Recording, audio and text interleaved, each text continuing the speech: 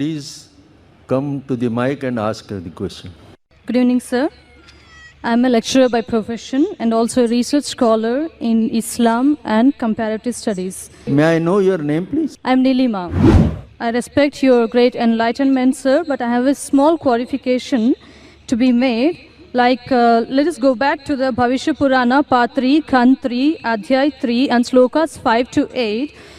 Before going to this, I would just like to mention that maybe you already know, because every prophet who comes in the name of God will fulfill the prophecy which is made for him. So any prophet who fulfills 50% of that prophecy is not qualified to be a prophet. I mean, this is a simple logical thing. So now coming back to the Bhavishya Purana, you talked about the Mleccha leader saying that he is none other than Muhammad. Okay. Now I accept the first half of the thing, of the sloka you said, but the second 50% which is still ignored. Now sir, let me tell you, Mleccha, the word meaning Mleccha, it is derived from Sanskrit dictionary, the meaning, and the meaning means non-Aryan or sinner or wicked person. These are the three different meanings given to the word Mleccha. So according to this, can Muhammad be a sinner or a wicked person? The second part is, the second condition of the prophecy is that he will belong to Marusthal, and in Sanskrit, land of death, because Maru, it is derived from Sanskrit, Mru. Mru is death. And definitely it does not quoting to the land of Arabia, because it is a barren land or it is a battlefield. And next, coming to the third point of it, this prophecy also mentions that Mleccha leader will take bath in Panchagavya and in river Ganges. And it is a common truth. We know that Ganges means Ganga river, and we all know that Ganga is not in Arabia, but it is in India. It is a universal fact. And coming to the taking bath in Panchagavya, the meaning of Panchagavya is 5 products of cow. And the products of cow is milk, curds, ghee, urine, cow dung. And now sir, coming to this part exclusively, this prophecy must be fulfilled by Muhammad, wherein if you show me at least single reference from Quran, wherein Muhammad has taken bath in all these 5 products, that is milk, curds, ghee, urine and cow dung, I am ready to accept Islam today. Thank you, sir. Sister has rightly said that if the prophecy that you give, if more than 50% is not fulfilled, then the prophecy is wrong. I agree with you, sister. I agree with you. And I will answer all your 3 queries. Let's see whether you accept Islam or not today.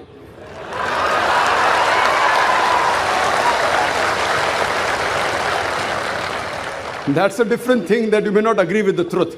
I will speak to you. I agree with you. Mleccha, I agree with you, all your 3 definitions. Mleccha, one of the meaning is non-Aryan, meaning a foreigner.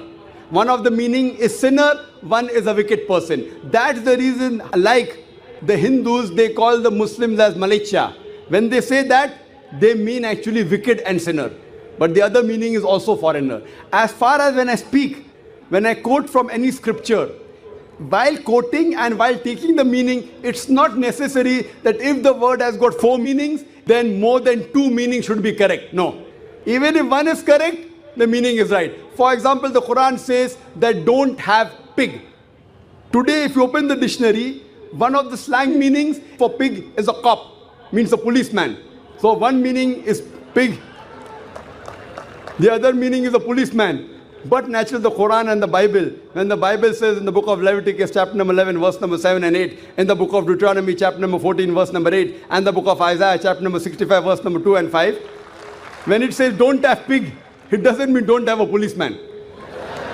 If you're a student of comparative religion, if there are 10 meanings, even if one is correct, you have to choose the right one. 2 may be correct, 3 may be correct, all 10 may be correct. But even if one is correct out of 10, it can fulfill the prophecy. So here I agree with you, sister. Mleccha does mean non-Aryan. To Indian, it will be a foreigner. And I said in my speech when I translated, a Mleccha means a foreigner. Now you want to go in the wrong way and say Malecha means wicked here, that is a misunderstanding, sister. If you say the Bible says and the Quran says don't have a policeman, that means you're not a student of comparative religion, you are a novice. If any one of the meanings fulfill the prophecy, one more thing, if there's a doubt, there are 10 points I mentioned, all the others can't be refuted. Your second meaning, marustal. One of the marustal I do agree, mar means death, but the other meaning of marustal in Sanskrit is a sandy track. You go back to the dictionary today and open. In our Islamic Research Foundation, we have a Sanskrit dictionary also, sister. I am a student of comparative religion. I do agree, one is a place of death, the other is a sandy track. So why are you taking the wrong meaning? That means you are going out of the way. So if you see the permutation and combination, all the other points I mentioned are 100% correct. Here also, you have to choose the right meaning. So one of the meanings of marustal means a sandy track or a desert. Coming to your third question, and you accepting Islam, inshallah.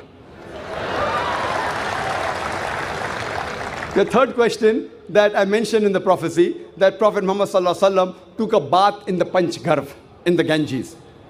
Now here we analyze that when we say, in the Hindu terminology, when you say bath in the Panch Garv, in the Ganges, it means to purify.